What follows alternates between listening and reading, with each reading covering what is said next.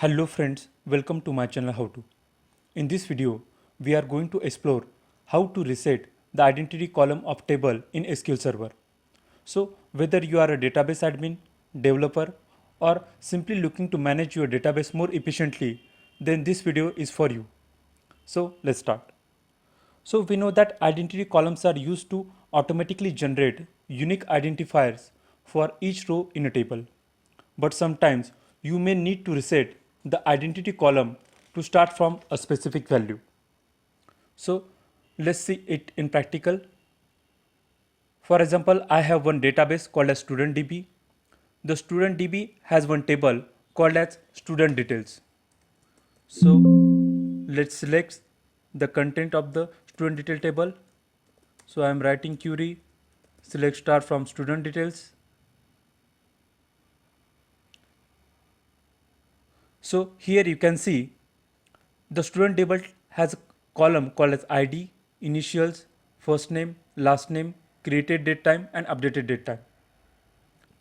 So whenever you will delete the rows from table and when you insert a new row into the table after deletion, then this identity column which will increment each time, it will start from 2 because the row with ID 1 we have already deleted.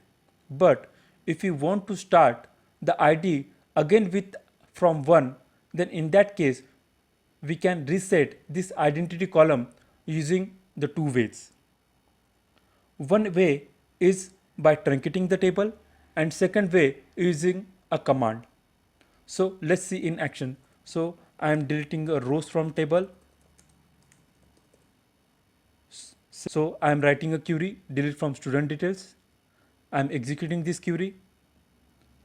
So I am selecting the contents and there is no row.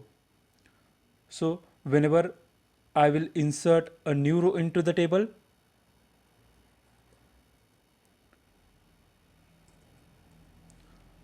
so I am inserting a new rows into the table.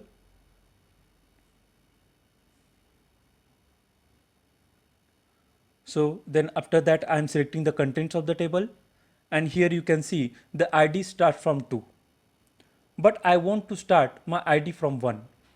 So to implement this or to achieve this, we can do like this. First of all, let's try by truncate command. So truncate table student details. So the truncate command will delete all the rows from the table and it will also reset the identity column to 1.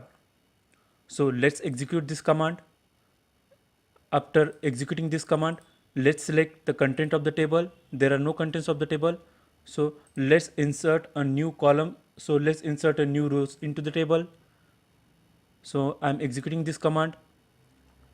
Let's select the contents of the table and here you can see the identity column start from 1 because we have used the command called as truncate.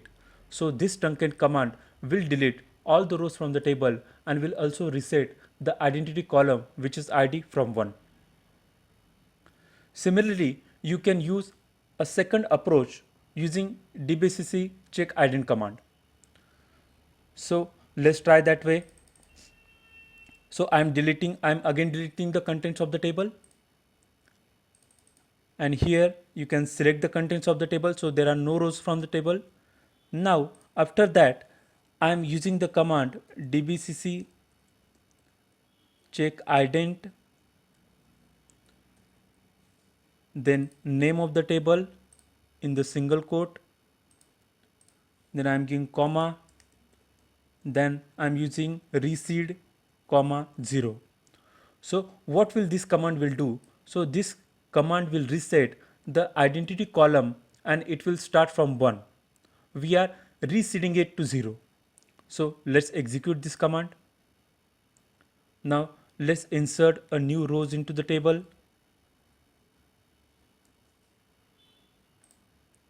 Now we will select the contents of the table and here you can see the identity column starts from 1. So these are the two ways using which we can reset the identity column of table in SQL Server. So that's all. Thanks for watching my video. If you are new to my channel, please subscribe my channel How To. Thanks a lot.